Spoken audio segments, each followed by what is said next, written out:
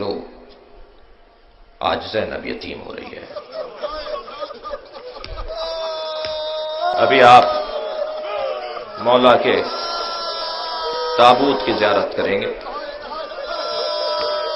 اور جب تابوت کی زیارت کریں تو یہ ذہن میں رہے کہ میرے مولا کا سر شگافتہ ہے، میرے مولا کے سر پر ضربت لگی ہے۔ ہر روز میرے مولا کسی نہ کسی رحم کے گھر افطار کر رہے ہیں۔ یہ آپ نے جملہ تو بہت سنا ہے نا کہ بیٹیوں کو باپ سے محبت ہوتی ہے۔ شاید سبب ایک یہ بھی ہو، فرمایا بیٹا حسن اپنی بہن ام کلثوم سے کہو کہ آج 18واں روزہ میں اپنی بیٹی کے گھر افطار کروں گا۔ ایک بیٹی کے لیے بڑا مقام ہے کہ اس کا بابا، وہ بھی علی جیسا بابا، اس کے گھر افطار کرنے کے لیے آ جائے۔ مولا کائنات پہنچے ہیں اپنے بچی کے گھر، جناب ام کلثوم نے دسترخوان بچھا دیا، ایک ظرف میں دودھ، ایک ظرف میں نمک، اور بابا کی پسندیدہ روٹی، جو کی روٹی رکھ دی میرے مولا کے سامنے۔ جناب مولا کائنات نے ام کلثوم کو دیکھ کر کہا بیٹا تم نے اپنے بابا کو بھلا دیا؟ کبھی تمہارے بابا کے دسترخوان پر ایک چیز سے زیادہ دو چیزیں رہی ہیں؟ اجرکم اللہ، اپنی آوازوں کو بلند کریں عزیزان، تکلف کر کے نہیں روئیں۔ فرمایا بیٹا، جناب ام کلثوم نے چاہا کہ نمک کو اٹھا لے، میرے مولا نے ہاتھ روک کر کہا بیٹا دودھ اٹھا لو، اس کوفے میں بہت یتیم رہتے ہیں جنہیں پینے کو دودھ نہیں ہے۔ میرے مولا نے جو کی روٹی سے نمک کے ساتھ افطار کیا۔ بیوی فرماتی ہیں ساری رات میں نے بابا کو دیکھا کہ مصلے سے اٹھتے ہیں اور صحن خانہ میں آ جاتے ہیں، کبھی آسمان کو دیکھ کر کہتے ہیں انا للہ اجرکم اللہ اجرکم اللہ وانا الیہ راجعون، کبھی آسمان کو دیکھ کر پھر پلٹ کر آتے ہیں، کچھ دیر کے بعد آسمان کو دیکھ کر کہتے ہیں ہذہ اللیلۃ التی قد وعدت، یہی وہ رات ہے جس کا علی سے وعدہ کیا گیا ہے۔ جناب ام کلثوم سے رہا نہیں گیا، بابا یہ کیسی رات ہے؟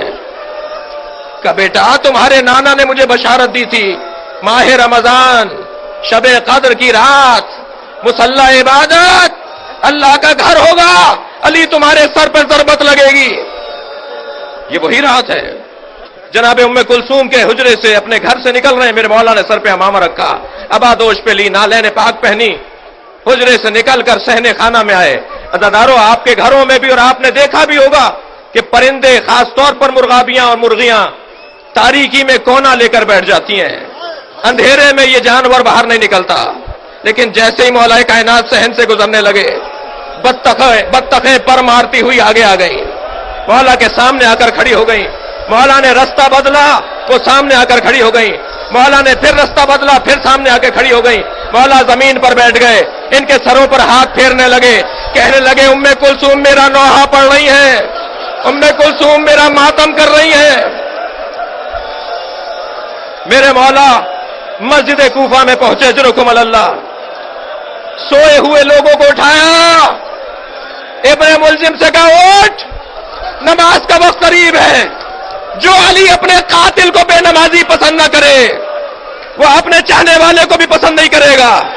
میرے مولا نے ابن ملزم کو اٹھایا، مصلی عبادت پر گئے، نماز شروع کی، یہ واجب نماز تھی، امام حسن پیچھے کھڑے تھے، میرے مولا نے سجدے میں سر رکھا، یہ دوسرے سجدے میں سر جا رہا تھا کہ ایک مرتبہ فضا میں ایک تلوار بلند ہوئی، ظالم نے 1000 درہم میں خریدی تھی، 1000 درہم میں زہر لے کر اسے بجھایا تھا، میرے مولا کے سر پر ضربت کا لگنا تھا، علی کی زبان سے ایک سجدہ شکر، ذکر شکر جاری ہوا، فزتو ورب الکعبہ،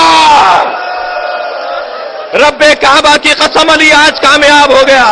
فرمایا بیٹا حسن نماز مکمل کرو، اجرکم اللہ، بیٹا حسن نماز مکمل کرو، مجھے ایک منزل مصائب تک پہنچانا ہے آپ کو، بیٹا حسن نماز مکمل کرو۔ امام حسن نے نماز مکمل کی، میرے مولا بیٹھے ہوئے ہیں، میرے مولا کے سر سے خون بہ رہا ہے۔